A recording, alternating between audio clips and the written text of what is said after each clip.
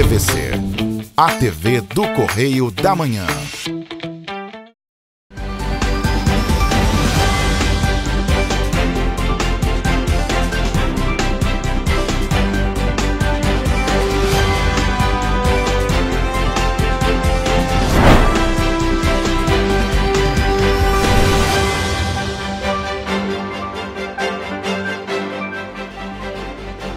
Olá, começamos mais um Correio Petropolitano na TV.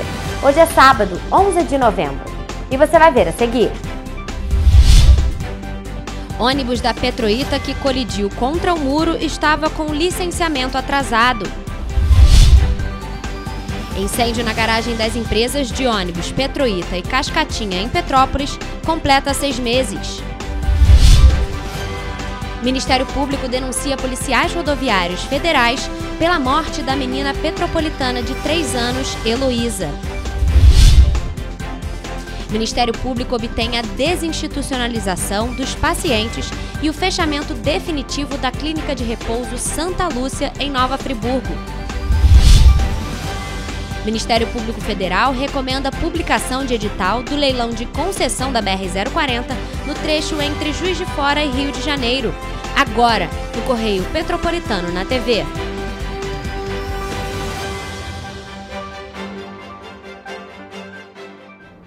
A crise da mobilidade urbana de Petrópolis ganhou mais um capítulo nesta quinta-feira, dia em que se completou 6 meses do incêndio da garagem das empresas Petroita e Cascatinha. Como noticiamos na quinta-feira, um micro-ônibus que fazia a linha Roncorone colidiu em um muro em uma descida na rua Elísio de Carvalho, transportando 40 passageiros. As primeiras informações de populares dizem que o veículo perdeu o freio. A nossa equipe constatou que o licenciamento do micro-ônibus estava vencido desde 2019. A TV Correio da Manhã acompanhou o acidente ao vivo no Correio Petropolitano Debate. A TVC informou em primeira mão que o coletivo teve o último licenciamento feito apenas em 2019. Um levantamento feito por representantes da sociedade civil no Conselho Municipal de Trânsito e Transportes ainda aponta que foram ao menos 5 falhas mecânicas registradas neste coletivo somente em outubro. A Companhia Petropolitana de Trânsito e Transportes também informou que em vistoria realizada em setembro foram constatadas irregularidades no veículo, o que gerou uma notificação à empresa. Em nova fiscalização realizada no mês de outubro, o coletivo foi reprovado e a empresa multada. Apesar dos esforços dos mecânicos da empresa, a falta de material e de condições de trabalho fazem com que a empresa coloque veículos em mau estado de segurança nas ruas. E quando nós fizemos os relatórios constatando que a Petroita e Cascatinha são campeões em quebras e falhas mecânicas e outras coisas que geram a falta do serviço público de transporte, somos chamados de politiqueiros por representantes da Cetanspetro. Dos 40 passageiros que estavam no micro-ônibus no momento do acidente, 4 precisaram receber atendimento médico. O Corpo de Bombeiros atendeu a 2 vítimas com ferimentos leves, de 52 e 63 anos. Já o SAMU atendeu a outras 2 vítimas e, de acordo com a Prefeitura, não houve vítimas graves, apenas com ferimentos leves. Na manhã desta sexta-feira, foi informado que as 4 vítimas do acidente no Morém, que deram entrada no Hospital Santa Teresa, já receberam alta após a realização de exames médicos. Um absurdo, né, gente? Um absurdo, né? Quantas vidas lá dentro, né? Como aconteceu lá, poderia ter acontecido em outros bairros também, inclusive o nosso. É perigoso, né? É carro ruim de manutenção. A gente agora, quando pega um ônibus, tem medo. Eu tenho medo de subida e de descida. Muito medo. Diante da situação, a CPTrans informou que vai realizar uma intervenção na linha. Os trâmites legais foram iniciados na quinta-feira e, por isso, ainda não se sabe qual empresa vai passar a operar na região. A CPTrans, no entanto, não informa sobre o que será feito em relação ao restante das linhas, que tem causado problemas aos passageiros. A planilha dos conselheiros do Comutran registrou ao menos 113 problemas em ônibus em outubro. Destes, 81 são da Petroita e Cascatinha. São relatos de quebras, atrasos, falta de higienização e até falta de força para subir ladeiras. O Morém clama por socorro. As áreas atendidas por Petroita e Cascatinha clamam por socorro. Damasceno, bom tempo, chega de omissão. É hora de intervenção já, porque nós não podemos correr o risco dos passageiros entrarem pela porta da frente e saírem dos coletivos dentro de um rabecão. Porém, o ônibus que foi colocado em circulação nesta sexta-feira, realizando a linha 464, também está com o licenciamento atrasado. De acordo com a documentação, o último licenciamento foi realizado no ano de 2021. Além disso, o tempo de circulação permitido para micro-ônibus também já se esgotou, já que este coletivo começou a circular no ano de 2012 e o permitido são apenas 8 anos.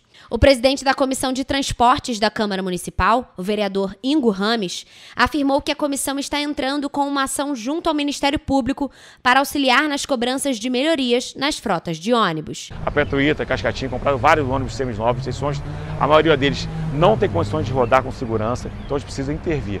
Com isso, nós estamos consolidando todos esses dados, estamos entrando com uma ação hoje junto ao Ministério Público, para que a gente possa ter o judiciário também do nosso lado, ajudando nessa questão para resolver o mais rápido possível essa questão desses ônibus que estão com problema e dando risco de vida para todos nós, passageiros, motoristas, todos os cidadãos metropolitanos. Em nota, a Prefeitura disse que espera que as autoridades policiais e o Ministério Público investiguem um incêndio que aconteceu na garagem de ônibus da Cascatinha e da Petroita no dia 9 de maio, com rigor, e que os responsáveis sejam punidos. Para o município, o incêndio criminoso teve o objetivo de instaurar o caos no sistema do transporte público e desestabilizar o governo. A CPTrans disse que mantém a fiscalização periódica nas garagens das empresas, cobrando a qualidade e regularidade do sistema do transporte público. O vereador Eduardo do Blog, que também integra a Comissão de Transportes, afirmou que um pedido de intervenção nas empresas de ônibus já foi aprovado na Câmara dos Vereadores. O que o governo municipal está esperando? Morrer gente, ter uma tragédia ainda maior do que essa que nós tivemos com o ônibus da Petroita? O que eu estou dizendo para vocês é muito simples. O transporte público do jeito que está não funciona. Essas empresas não cumprem o contrato. A população paga pelo cobrador e não tem o cobrador. A população paga por 100% das linhas de ônibus e não tem 100% das linhas de ônibus. E agora esse problema de acidente com ônibus. Desde quinta-feira, a nossa equipe aguarda um posicionamento do Sindicato das Empresas de Transportes Rodoviários de Petrópolis, o CETRANSPETRO, sobre o acidente e também os problemas apontados nesta reportagem. Mas até o momento não recebemos nenhum retorno. A 105ª Delegacia de Polícia informou que está investigando o acidente e que peritos estiveram no local na quinta-feira. É inacreditável vermos cenas desesperadoras como essas, provocadas por pura irresponsabilidade. E como se não bastasse, justamente na quinta-feira, fez 6 meses do incêndio da garagem das empresas Petroita e Cascatinha, em Petrópolis. O incêndio segue sem respostas concretas e a população enfrenta problemas cada vez mais graves diariamente no transporte público, como que foi registrado na quinta-feira. Filas quilométricas, ônibus quebrados, motoristas realizando a dupla função e atrasos constantes. Esses são alguns dos diversos problemas relatados pelos passageiros petropolitanos que dependem do transporte público diariamente. O pessoal pega o ônibus aqui para andar 5 minutos, paga R$5 e pouco, 5,10, 5,20. Um ônibus todo depredado. Não vale a pena não. Tem muito ônibus quebrado e a higiene tem hora que deixa Zé também. É porque a gente precisa e se tiver um compromisso não consegue chegar no horário. Demora, atrasa, né? Quebra, né? Não tem no horário que a pessoa precisa, né? Então é difícil, é muito difícil.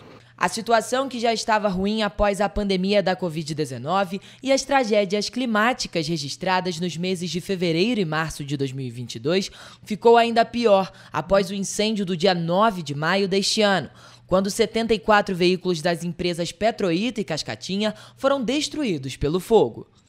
Em informação exclusiva à TV Correio da Manhã, a Polícia Civil disse que o laudo já foi concluído, mas que as informações permanecem em sigilo. Já o laudo realizado pelo Corpo de Bombeiros e a perícia particular realizada pela Companhia Petropolitana de Trânsito e Transportes apontam que a ação pode ter sido proposital e que isso pode se tratar de uma ação criminal. O vereador Ingo Rames, presidente da Comissão do Transporte Público e Mobilidade Urbana, afirmou que a situação tem sido acompanhada de perto pelos parlamentares. Infelizmente, ainda não temos uma definição de quem foi o causador desse incêndio. A comissão vem questionando tanto a Polícia Civil, também a Prefeitura de Petrópolis, para que a gente possa saber quem foi responsável por esse incêndio e que essa pessoa possa ser punida naturalmente. As empresas estão restabelecendo a frota, porém, muitos veículos seminovos foram comprados e a gente está vendo uma quebradeira enorme na cidade. Hoje, por exemplo, um acidente grave lá no Morém, com crianças dentro do ônibus, enfim. A gente precisa ter uma resposta mais rápida, precisa ter ônibus novos, precisa também que a Prefeitura restabeleça o subsídio dessas empresas para que a gente possa ter um transporte de qualidade novamente e uma passagem mais barata, que o processo ainda não se encerrou. Em nota, a Companhia Petropolitana de Trânsito e Transportes informou que mantém a fiscalização periódica nas garagens das empresas, cobrando a qualidade e a regularidade do sistema do transporte público. Ainda segundo a CPTrans, 100% da frota atingida no incêndio foi recomposta e que espera que as autoridades policiais e o Ministério Público investiguem o incêndio com rigor e os responsáveis sejam punidos. O incêndio criminoso teve como objetivo instaurar o caos no sistema do transporte público e desestabilizar o governo. O Ministério Público Federal expediu uma recomendação para que sejam adotadas providências administrativas para a efetiva publicação do edital de leilão de concessão de serviço público precedida de obra pública na BR-040, no trecho de Juiz de Fora, Petrópolis e Rio de Janeiro. O documento foi encaminhado ao diretor-geral da Agência Nacional de Transportes Terrestres, Rafael Vitali, e à Secretaria Nacional de Transporte Rodoviário dos Ministérios dos Transportes, Viviane Eceve. De acordo com a recomendação, a ANTT deve enviar ao Ministério Público Federal, no prazo de 30 dias, o cronograma contendo as etapas necessárias para a realização do certame licitatório, com a identificação precisa dos prazos e dos órgãos, entidades e dos setores responsáveis por todas as etapas do processo. A ANTT vem informando à sociedade civil estimativas de prazo para a publicação do referido edital, mas até o momento não foi estabelecida uma data concreta. Segundo a secretária nacional de Transporte Rodoviário do Ministério dos Transportes, Viviane Eceve, a publicação do edital de leilão da BR-040, bem como as obras da nova subida da serra, que contemplam, dentre outros pontos, os serviços de ligação Bingue-Quitandinha, é uma demanda de toda a sociedade petropolitana e do estado do Rio de Janeiro. Ainda segundo o órgão ministerial, a previsão é que os usuários tenham significativos benefícios com o procedimento licitatório. Isso porque a concessão vigente é antiga e, quando comparada com concessões leiloadas recentemente, apresenta tarifas elevadas e poucas previsões de investimentos, melhorias e obrigações da concessionária. O Ministério Público Federal destaca ainda que o contrato atual não estimula a eficiência do serviço, melhoria tarifária e nem a segurança viária. O contrato venceu no dia 28 de fevereiro de 2021, mas foi prorrogado por uma decisão do Tribunal Regional Federal da Primeira Região, em virtude do desequilíbrio econômico-financeiro gerado pela pandemia de Covid-19. Em outro processo judicial, foi deferida uma decisão liminar pelo tribunal que dá o direito e assegura à Concer a extensão do prazo do contrato até o julgamento do caso, pelo não aporte de recursos da ANTT para as obras da nova subida da serra. A referida decisão foi modificada parcialmente pelo Superior Tribunal de Justiça para limitar a extensão do prazo do contrato até a conclusão do processo licitatório e a efetiva delegação dos serviços à nova concessionária, caso antes não seja proferida a decisão final de mérito na ação. Em agosto de 2021, a empresa de planejamento e logística vinculada ao Ministério dos Transportes concluiu estudos de viabilidade técnica, jurídica, ambiental e econômico-financeira para a nova concessão da BR-040, os quais foram enviados para aprovação pela ANTT. No entanto, já se passaram mais de 2 anos de prorrogação judicial do contrato de concessão com a Concer, sem a publicação do edital de licitação referente ao novo leilão. Procurada, a concessionária Concer não se posicionou sobre o assunto. Na última segunda-feira, o Ministério Público Federal denunciou 3 policiais rodoviários federais pela morte da menina Heloísa dos Santos Silva, de 3 anos, baleada na nuca e no ombro durante uma ação policial no Arco Metropolitano, na Baixada Santista, no Rio de Janeiro, em setembro deste ano. Quando foi atingida pelos disparos, ela estava com a família indo para casa, em Petrópolis, na região serrana, depois de um passeio. O Ministério Público Federal pede para que os policiais respondam por homicídio qualificado, tentativa de homicídio e fraude processual e paguem uma indenização de R$ 1.300.000 aos pais e à irmã de Heloísa. Solicita também que o caso seja julgado por júri popular. Somadas, as penas máximas para os 3 policiais podem chegar a 58 anos de prisão. Os policiais alegaram que tinham a informação de que o veículo era roubado e que o carro da polícia era alvo de disparos. O Ministério Público descarta as 2 possibilidades. A documentação do veículo comprova que não havia nenhuma restrição. E o procurador responsável pelo carro explica que não havia nenhuma arma dentro do veículo da família. Em nota divulgada na época da morte da criança, a Federação Nacional dos Policiais Rodoviários Federais disse que acompanha de perto a investigação e que estava certa que o processo legal seria respeitado, com ampla defesa e direito ao contraditório. A investigação da morte da criança envolveu o depoimento de familiares, de testemunhas, dos acusados e perícias no carro da família e nas armas dos policiais. Segundo a denúncia, ao perceber que o carro que dirigia era seguido por uma viatura da Polícia Rodoviária Federal, no dia 7 de setembro, o pai de Heloísa, William de Souza, resolveu parar, ligou a seta e foi para o acostamento. Os disparos, no entanto, teriam ocorrido antes de as rodas travarem, com o carro ainda em movimento. De acordo com o procurador Eduardo Benones, apesar do longo alcance do fuzil utilizado e do poder da arma de fogo, segundo o depoimento das testemunhas que estavam no local, a distância entre os atiradores que estavam na viatura policial e das vítimas não era maior do que 20 metros na hora do disparo. Eduardo diz ainda que, ao cravejar os tiros na carroceria de tipo comum, a intenção não era outra a não ser matar. O procurador atua no controle externo da polícia no Rio e foi responsável pelas investigações. A denúncia aponta que em nenhum momento da investigação foi apurado ter havido discordância entre os policiais em relação à decisão de seguir o carro atingido e defende que os 3 respondam pelo crime.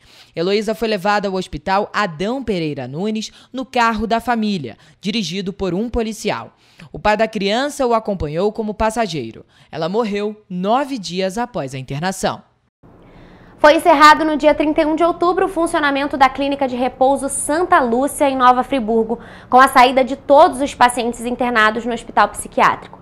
A decisão é do Ministério Público do Rio de Janeiro, que obteve a desinstitucionalização dos pacientes e o fechamento definitivo da clínica. A Clínica de Repouso Santa Lúcia, apesar de privada, era conveniada ao Sistema Único de Saúde e recebia pacientes de todos os 16 municípios da região serrana. No entanto, após análises dos mais variados órgãos técnicos, foi verificado que a forma de trabalho desenvolvida na unidade era incompatível com a política de normas internacionais e contrária à Convenção Internacional de Direitos das Pessoas com Deficiência. De acordo com o Ministério Público, as diligências relataram pacientes estáveis em condições de alta, mas que eram mantidos indevidamente no hospital. De acordo com as apurações, não havia uma interlocução com a rede de atenção psicossocial para discussão de casos, planejamento de alta e acompanhamento pós-alta. O Ministério Público do Rio de Janeiro instaurou um procedimento administrativo e ajuizou, em 2019, uma ação civil pública, tendo por objetivo, entre outros pedidos, o encerramento das atividades da Clínica Repouso Santa Lúcia, conveniada com o município de Nova Friburgo. O fechamento da clínica já vem sendo levantado desde o ano passado. No momento, a cidade de Nova Friburgo conta com 4 unidades apropriadas, que receberam parte dos pacientes munícipes, contando com a atuação de um supervisor clínico institucional. Em nota, a Secretaria Municipal de Saúde de Nova Friburgo informou que haviam 118 pacientes na Clínica Santa Lúcia, sendo 51 de Nova Friburgo e o restante de outros municípios. Desses do município friburguense, 29 foram acolhidos em residências terapêuticas. A Prefeitura de Nova Friburgo informou em nota que, na verdade, o fechamento da Clínica de Repouso Santa Lúcia não se deu por conta de decisão judicial, mas sim em cumprimento à lei federal conhecida como Lei Antimanicomial, que determinou o encerramento dos manicômios e hospícios em todo o país. E você vai ver depois do intervalo. Câmara Municipal realiza audiência sobre os impactos da concessão da Concer na comunidade do Contorno. Câmara Municipal de Petrópolis aprova projeto de lei que visa reestruturar a cobrança da iluminação pública. Nova decisão do STJ pode cassar direitos políticos de Bom Tempo. Primeira licitação para a empresa responsável pelo Natal Imperial é deserta e novo pregão acontece apenas 20 dias antes do início da festa. O Correio Petropolitano na TV volta em instantes.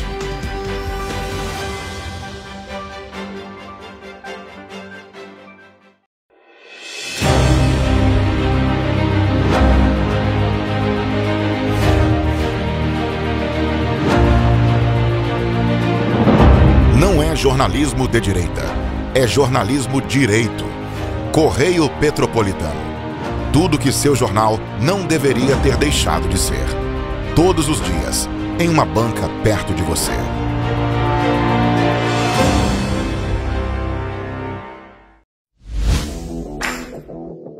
Para ter mais qualidade de vida, conte com a maior rede de academias de Petrópolis. Aqui na Corper, com uma mensalidade, você utiliza todas as unidades: Centro, Bingen, Itamaraty e Itaipava. Com planos a partir de R$ 89,00, e a academia oferece ambientes modernos para você cuidar da sua saúde com segurança. Os espaços contam com dezenas de aparelhos de musculação, diversos equipamentos para aeróbico e funcional, além, é claro, de profissionais qualificados e uma extensa grade de aulas coletivas, que inclui dança, bike, jump, wolf fit, step fit, entre outras. Nossas estruturas são equipadas com salas de musculação e aulas coletivas, salas de avaliação física e nutricional, vestiários e estacionamentos amplos. Venha nos fazer uma visita e surpreenda-se! Rio de Janeiro, atração o ano inteiro. Tem descanso, tem folia, noite e dia, alegria, sol e praia, diversão. No prato ou copo, a festa, o bar, museu ou bloco. Show, cultura, história, gravado na memória e no seu coração. Rio de Janeiro, vem se apaixonar.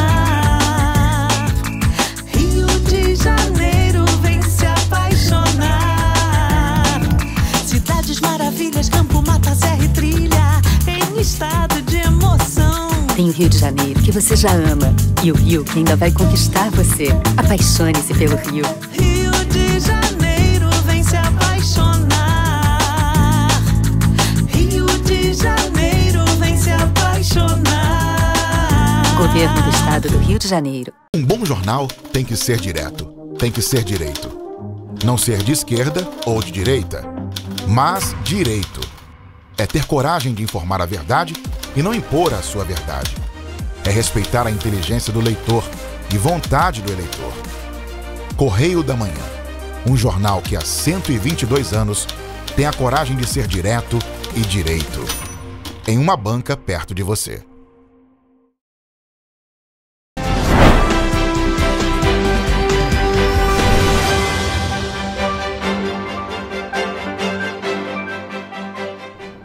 Um processo do prefeito Rubens Bom Tempo ganhou uma nova movimentação no Superior Tribunal de Justiça e que pode levá-lo à inelegibilidade. O ministro Herman Benjamin negou um pedido da defesa quanto a uma ação rescisória.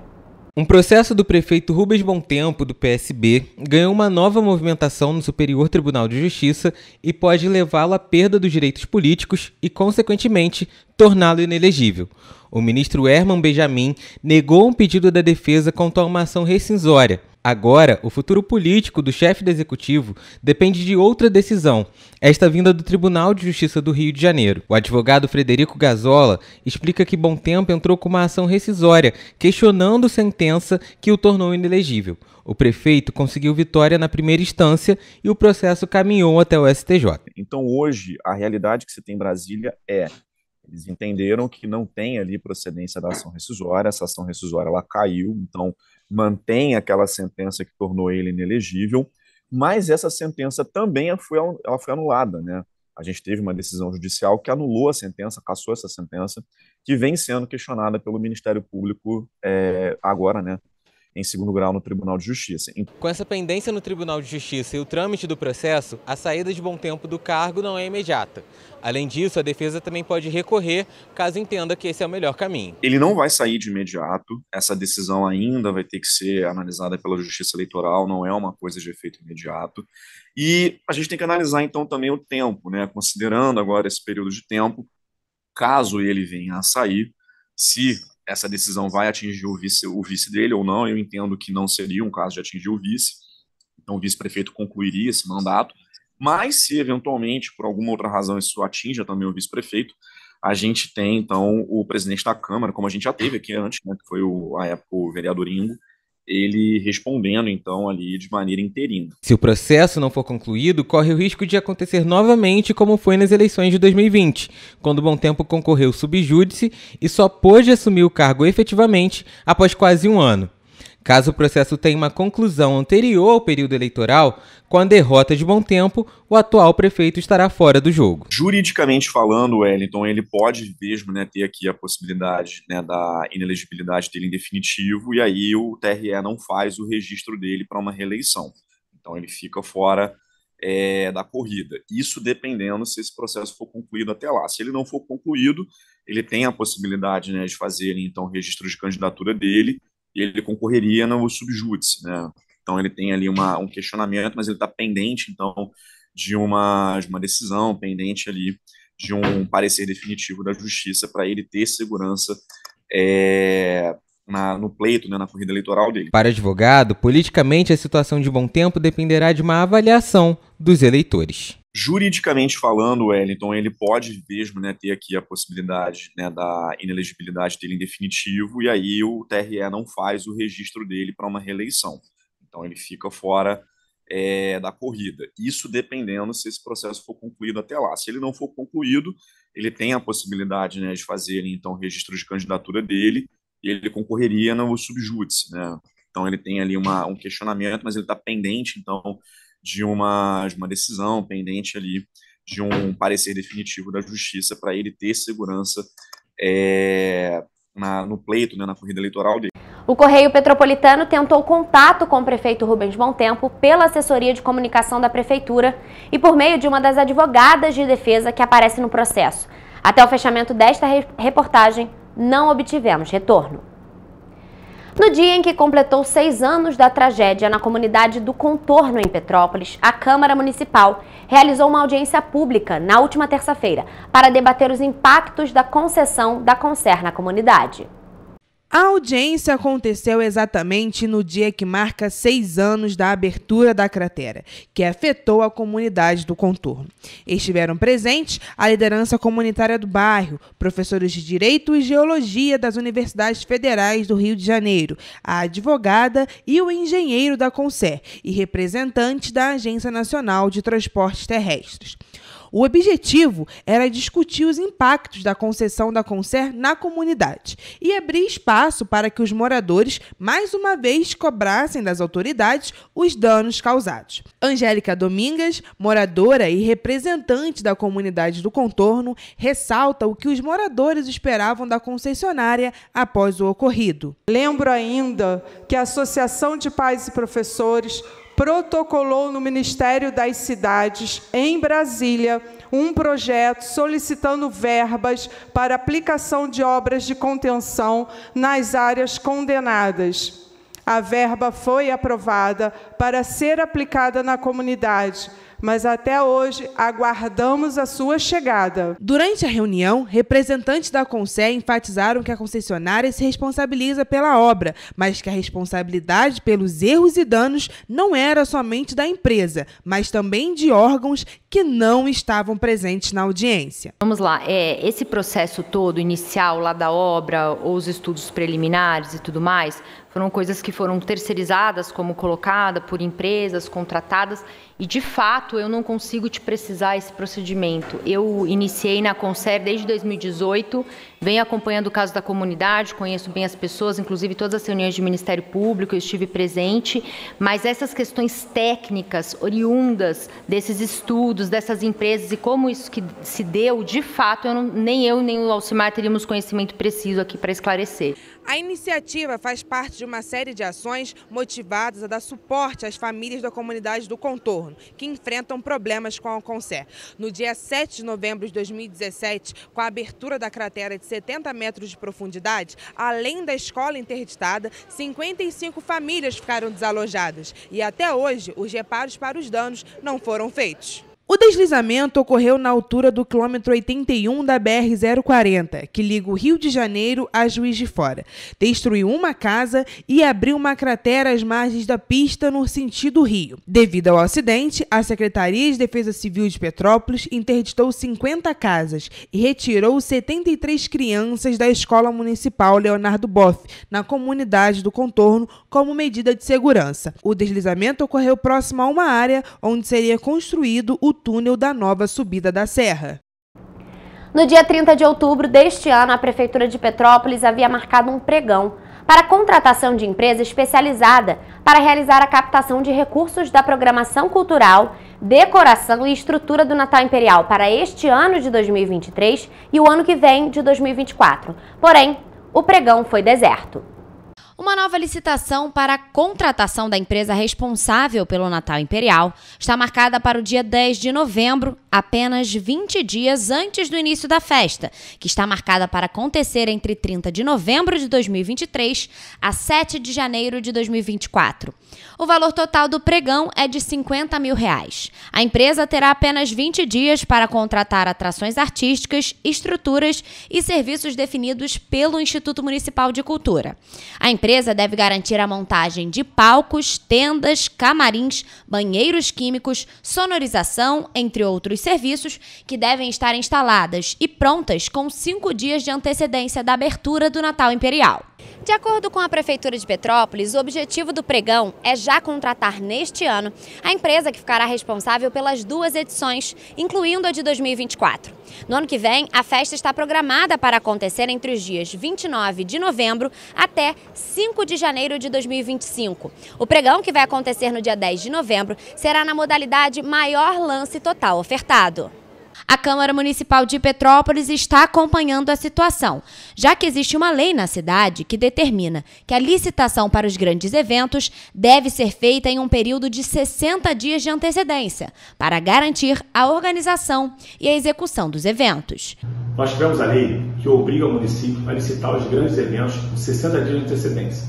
Por que isso? Para que a gente possa ter uma organização melhor dos eventos. Já tivemos no passado problemas com a licitação da Boerfest. Ano passado, por exemplo, no Natal Imperial, nós tivemos o problema da árvore sendo montada com apenas 2 dias no dia 25 de dezembro. Então a gente precisa melhorar essa organização para que atraia mais turística e gere mais receita para a cidade. No ano passado, Petrópolis também passou sufoco na realização do Natal Imperial no governo Bom Tempo.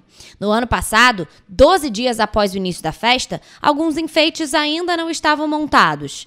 Naquele ano, já durante a festa, havia monumentos sem iluminação. No ano passado, o contrato com a empresa Imperial Soluções Elétricas foi realizado no dia 14 de novembro. O valor total foi de R$2.998.000 para os serviços de instalação, manutenção e desmontagem das luzes do Natal Imperial. De acordo com o contrato, a empresa deveria realizar a montagem até 10 horas antes da abertura oficial, o que não aconteceu. Um dos símbolos do Natal Imperial, a árvore de 20 metros da Praça da Liberdade, não havia chegado nem na metade 12 dias após o início da festa. O túnel de luz da Rua 16 de Março também não havia sido montado. Infelizmente, a Prefeitura novamente não está cumprindo esse prazo. A gente vai cobrar para que esse prazo seja cumprido e, se necessário for, entrar com multa para que a Prefeitura possa cumprir esse prazo. A Câmara Municipal de Petrópolis aprovou na última semana um projeto de lei que promove mudanças na forma como a iluminação pública poderá ser cobrada no município. O projeto visa reestruturar a forma como a cobrança é realizada atualmente. A contribuição de iluminação pública prevista na Constituição Federal é destinada ao custeio dos serviços prestados aos contribuintes nas vias, longradouros e demais bens públicos e à instalação, manutenção, melhoramento e expansão da rede de iluminação pública. O valor mensal da contribuição é calculado sobre o valor resultante do produto dos gastos mensais no município e paga de maneira conjunta com o gasto individualizado da residência. O novo projeto determina que a fatura de energia elétrica enviadas aos consumidores apresentem de maneira separadas os valores e os códigos de barras quanto à iluminação pública e quanto ao consumo mensal, permitindo até que sejam pagas de maneira independente. Segundo o vereador Dudu, autor do projeto, a reestruturação na forma de cobrança e na gestão da iluminação pública proporcionam mais transparência nos gastos relacionados ao serviço. Eles são contratos considerados de alto custo, que, segundo o vereador, devem ser melhor analisados. Dudu afirma ainda que é necessário que realize uma prestação de contas para a população saber onde o dinheiro é gasto. O projeto seguiu para a análise do Executivo. Após 5 meses de investigações nas escolas na rede municipal de Petrópolis, a Comissão Especial para Análise da Educação Inclusiva na Rede de Ensino montou um relatório que virou denúncia ao Ministério Público do Rio de Janeiro. A Comissão Especial de Educação Inclusiva é composta pela vereadora Gilda Beatriz e o vereador Eduardo do Blog. A comissão entregou no dia 19 de outubro o relatório final dos levantamentos à Câmara Municipal, onde apontou falhas no sistema de inclusão educacional do município, que, segundo os dados da Secretaria Municipal de Educação, atende mais de 1.700 alunos com necessidades especiais, podendo sofrer atualizações após a conclusão de exames médicos que ainda estão em andamento. O documento redigido foi encaminhado em forma de denúncia ao Ministério Público do Estado do Rio de Janeiro. Essa aqui é a prova da falta de inclusão nas escolas de Petrópolis. Para você que tem um filho com deficiência, com necessidades educacionais especiais, a covardia que eles estão fazendo com as nossas crianças nas escolas ao não disponibilizar profissionais e, com isso, não dar as condições necessárias para a verdadeira inclusão é caso de justiça. Entre os principais pontos, a comissão identificou falhas na aplicação dos recursos para a educação inclusiva, a insuficiência da equipe de profissionais especializados e a falta de apoio psicológico aos alunos. Além disso, também foram identificados possíveis problemas na acessibilidade das unidades. Cerca de 1.600 alunos com deficiência, desses 1.600 alunos, 700 autistas. E nós só temos cerca de 210 mediadores. Isso não é inclusão. Foi constatado um número de 11.875 alunos com necessidades educacionais especiais e 2.375 mediadores por instituição, ou seja, uma média de 0,2 mediador por aluno ou 5 alunos por mediador em cada unidade de ensino. As escolas que representam este número são a Escola Municipalizada Carmen Nunes Martins, que possui 12 alunos com deficiência, sendo 10 autistas, para 1 mediador. Escola Paroquial Carlos Demiá, sendo 17 alunos com deficiência comprovada por laudo e 4 mediadores. E a Escola Municipal Newton Santiago, são 20 alunos para 3 mediadores. Secretária Adriana de Paula, não é possível que isso aqui não toque seu coração. A gente está falando de crianças com múltiplas deficiências, porque o que está acontecendo com essas crianças é caso de justiça. Isso aqui vai ser levado à justiça e ao Ministério Público, para que a senhora e o seu prefeito Rubens Bontempo respondam. Os parlamentares ressaltaram que o município deve respeitar e garantir os direitos das pessoas com deficiência, apontando a lei federal que garante o acesso à educação básica e ao atendimento educacional especializados, preferencialmente na rede de ensino, com a garantia de um sistema educacional inclusivo. A lei também reforça a criação de incentivos voltados a pesquisas de desenvolvimento de metodologias e condições de acessibilidade para os estudantes com deficiência. 200 mediadores para esse número total de pessoas com deficiência. E eu não estou contando as que não tem laudo, que são muito mais. E a gente falar que está fazendo inclusão? Não está.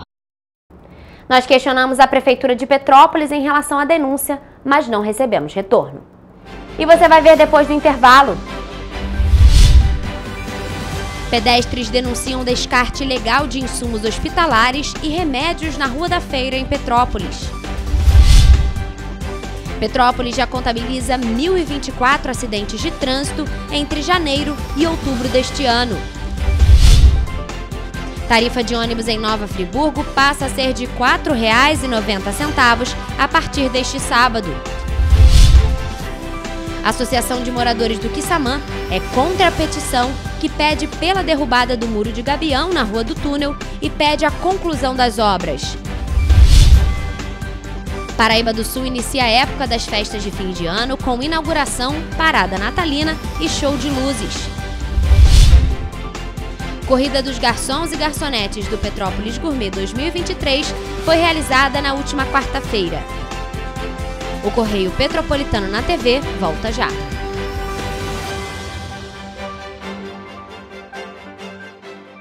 Um bom jornal tem que ser direto, tem que ser direito. Não ser de esquerda ou de direita, mas direito. É ter coragem de informar a verdade e não impor a sua verdade. É respeitar a inteligência do leitor e vontade do eleitor. Correio da Manhã, um jornal que há 122 anos tem a coragem de ser direto e direito. Em uma banca perto de você.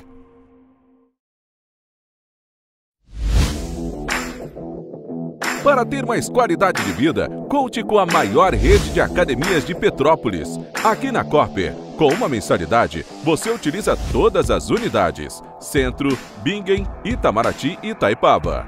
Com planos a partir de R$ 89,00, e a academia oferece ambientes modernos para você cuidar da sua saúde com segurança. Os espaços contam com dezenas de aparelhos de musculação, diversos equipamentos para aeróbico e funcional, além, é claro, de profissionais qualificados e uma extensa grade de aulas coletivas, que inclui dança, bike, jump, wolf fit, step fit, entre outras.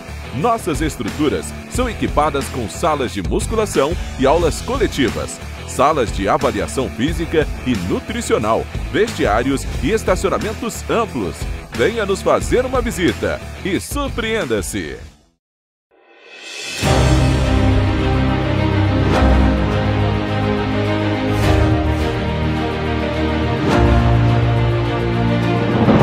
Não é jornalismo de direita, é jornalismo direito.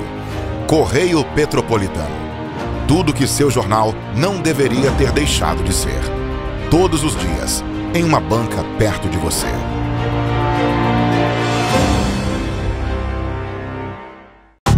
Rio de Janeiro, atração o ano inteiro. Tem descanso, tem folia. Noite e dia, alegria. Sol e praia, diversão. No prato ou copo, a festa, o bar, museu ou bloco. Show, cultura, história. Gravado na memória e no seu coração. Rio de Janeiro, vem se apaixonar. Governo do Estado do Rio de Janeiro.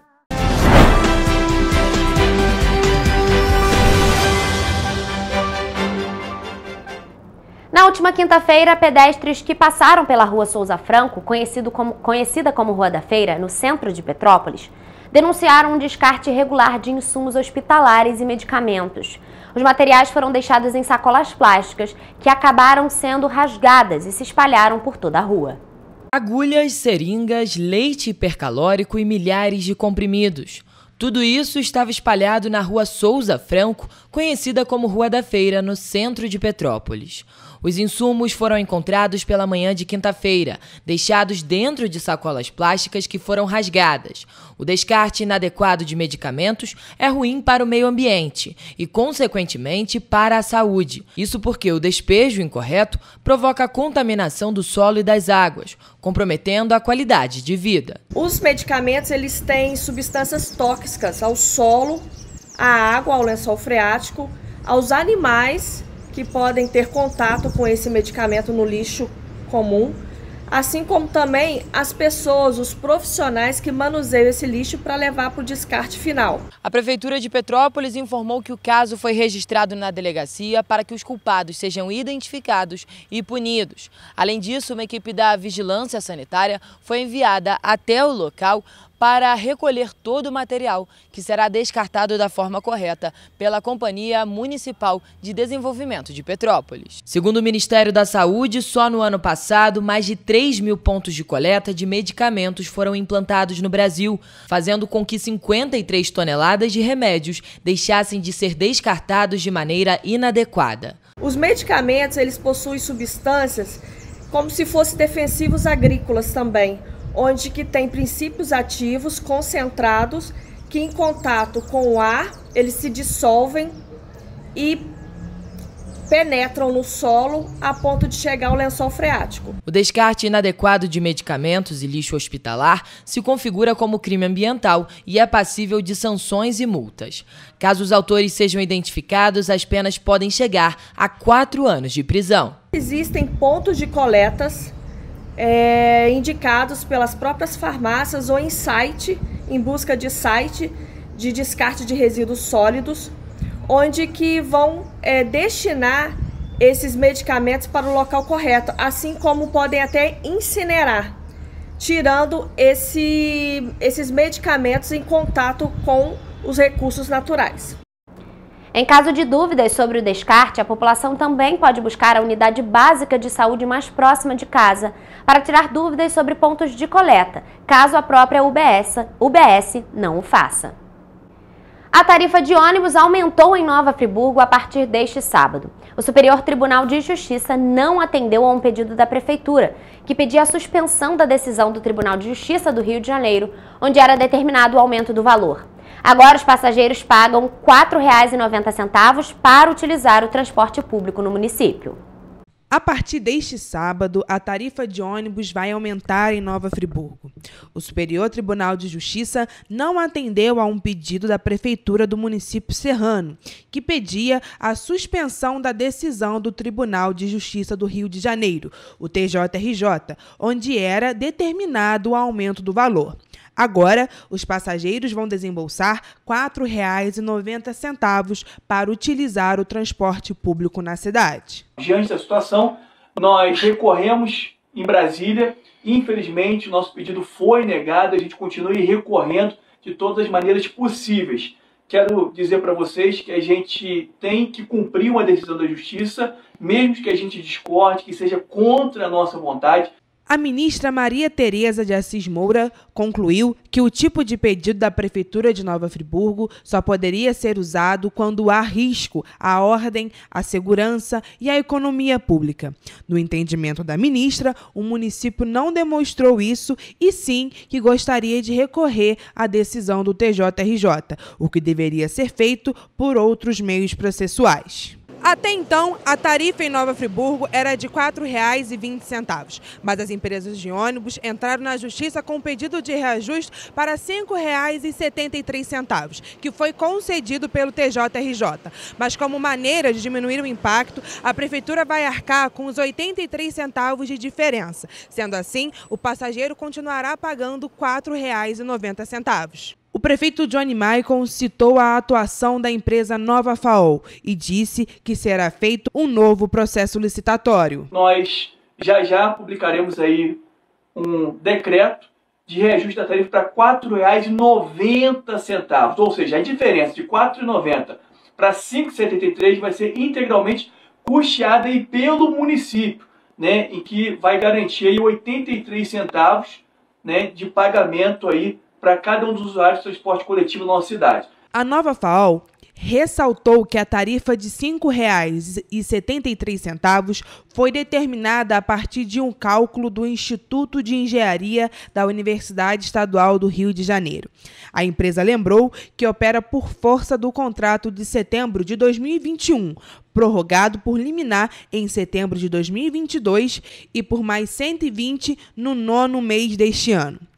A nota destaca que, desde o início do contrato, a empresa opera com regularidade e atendendo a todas as linhas, frota e partidas programadas de acordo com esse contrato. Vamos aproveitar esse reajuste imposto pela Justiça para a gente cobrar que a qualidade do serviço melhore aqui na nossa cidade. Infelizmente, o serviço tem deixado muito a desejar. E quero aproveitar também o momento para dizer que muito em breve a gente vai estar publicando o edital de licitação de concessão para que a gente consiga resolver de uma vez por todas esse imbróglio. A cidade de Petrópolis já soma 1.024 acidentes de trânsito entre janeiro e outubro deste ano. Os números abrangem acidentes envolvendo motocicletas, carros e atropelamentos. Os dados são da sala de trauma do Hospital Santa Teresa. De acordo com dados da Sala de Trauma do Hospital Santa Teresa, a cidade de Petrópolis registrou 88 acidentes de trânsito no mês de outubro, entre atropelamentos e acidentes de moto e carro. No mês de setembro, a cidade também contabilizou o mesmo número de acidentes no trânsito. Já no mês de agosto, o número de ocorrências estavam mais de 20% acima, com 106 acidentes no total. Em 10 meses, de janeiro a outubro, a cidade já soma 1.024 acidentes de trânsito. Mais uma vez, no mês de outubro, os acidentes de moto lideram o ranking na cidade de Petrópolis, com 54 ocorrências no total.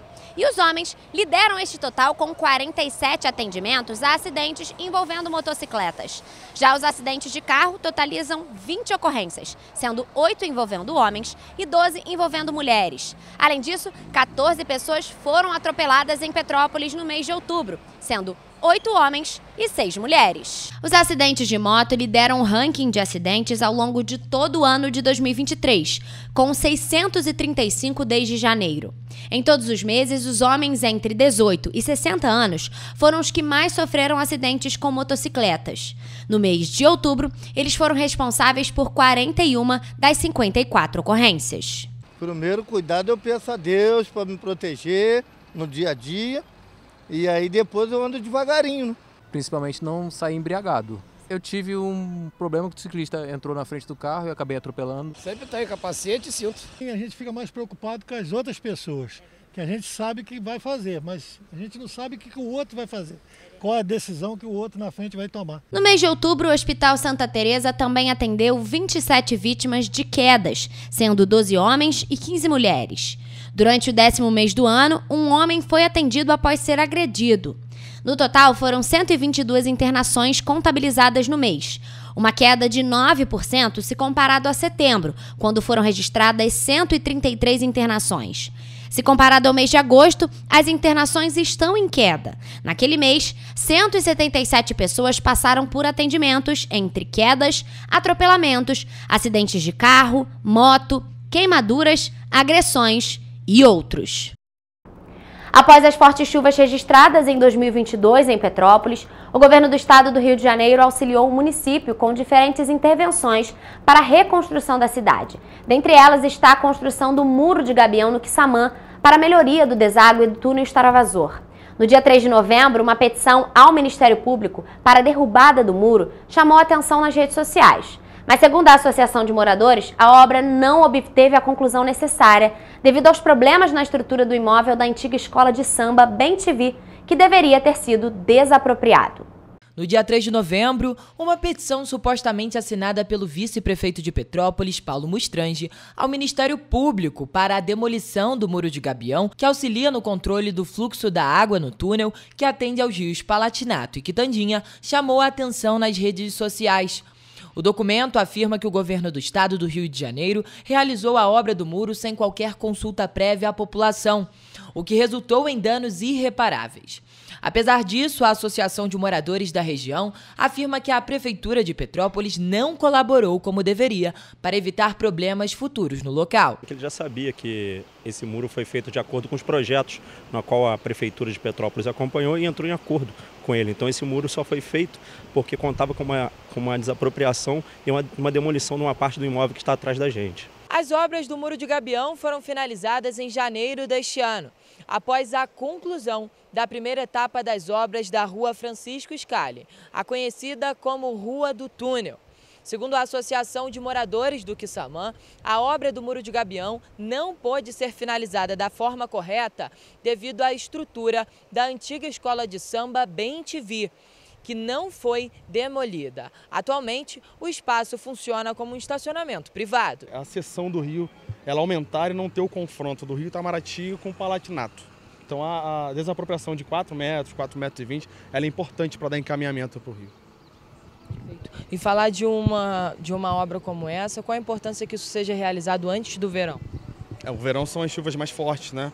Então a tendência é que a velocidade seja maior nas chuvas que são mais fortes, tanto do Itamaraty quanto do Palatinato. Então isso acaba criando uma barreira à frente no encontro dos rios, né? Então é importante que seja feita com um pouco mais de serenidade. 20 meses após a maior tragédia da história de Petrópolis, o sentimento de preocupação ainda é comum entre os moradores da região do Quissamã.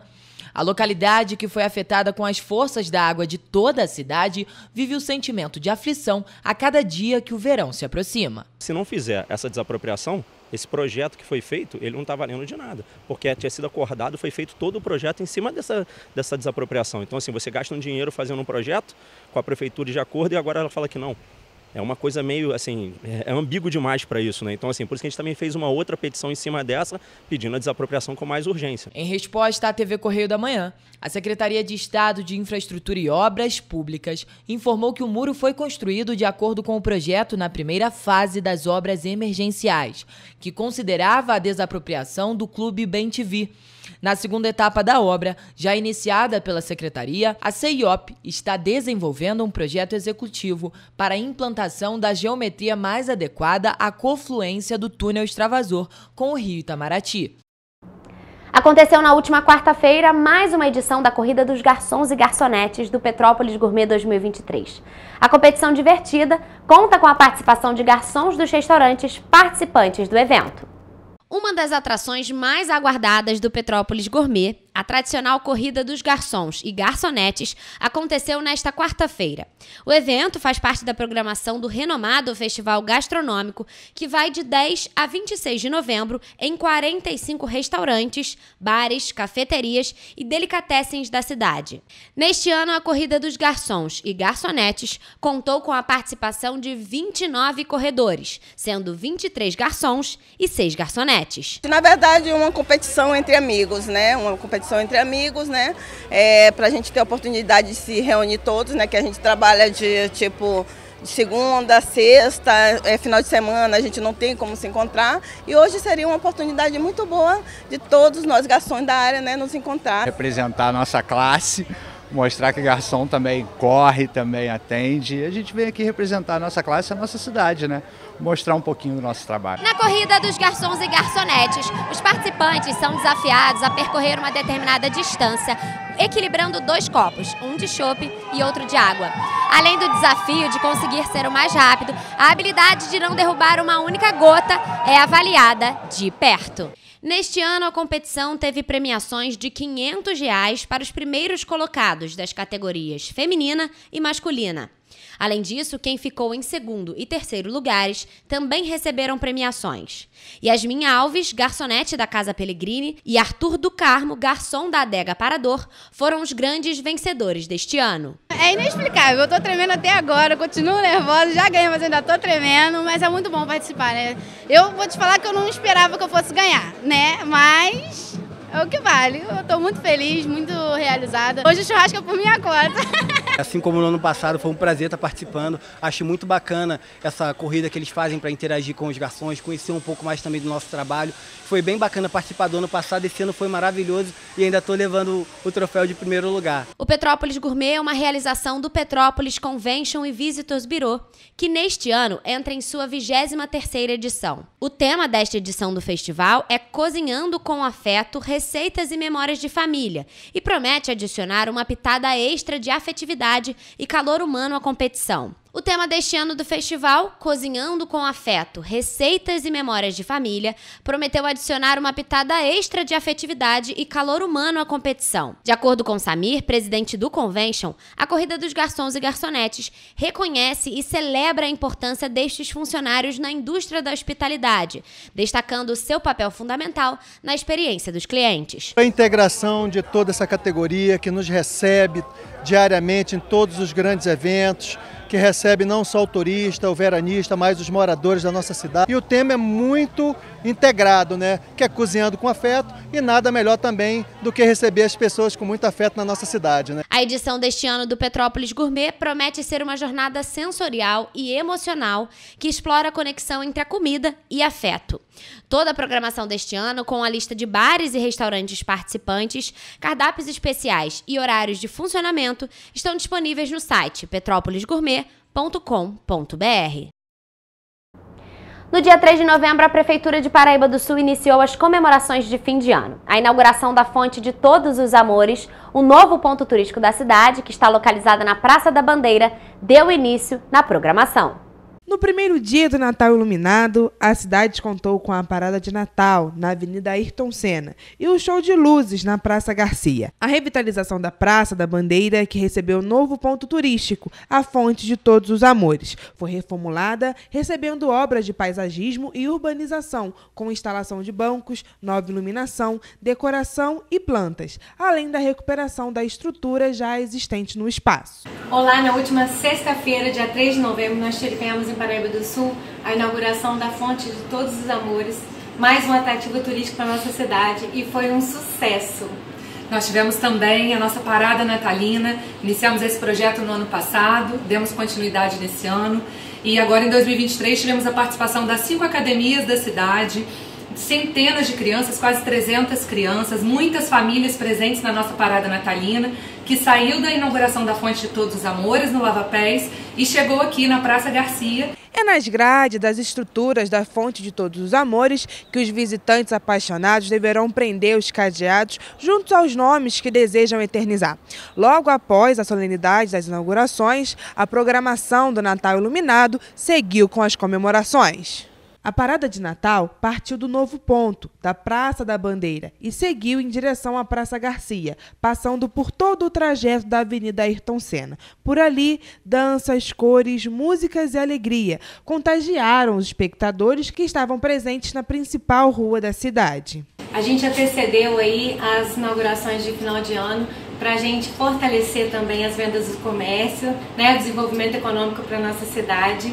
E a gente fechou no dia 3 de novembro com o show do trio Renata Estrada, que foi maravilhoso. Sim, foi maravilhoso. Vale a pena vir aqui em Paraíba do Sul, conhecer a nossa praça iluminada e também a nossa casa do Papai Noel, onde nós estamos. Ao desembarcar na Praça Garcia, a parada de Natal deu lugar às falas das autoridades municipais presentes. E logo após, o show mágico do acender de luzes de Natal iluminou a cidade. O trio Renato Estrada e Família foi responsável pelo encerramento, com um show no palco montado na Praça Garcia. Para ficar ainda mais informado, basta acessar o nosso site tvc16.com ou o Facebook TV Correio da Manhã, o Instagram Correio Petropolitano e o nosso YouTube TV Correio da Manhã. Além disso, você pode mandar denúncias e sugestões de reportagens para o e-mail tvc@gmail.com ou para o WhatsApp DDD 24 99839 8384. Segunda, a gente está de volta com muita informação e as principais notícias de Petrópolis, Nova Friburgo, Partido Alferes, Três Rios, Teresópolis e Paraíba do Sul, que só o Correio Petropolitano na TV traz para você. Um bom fim de semana!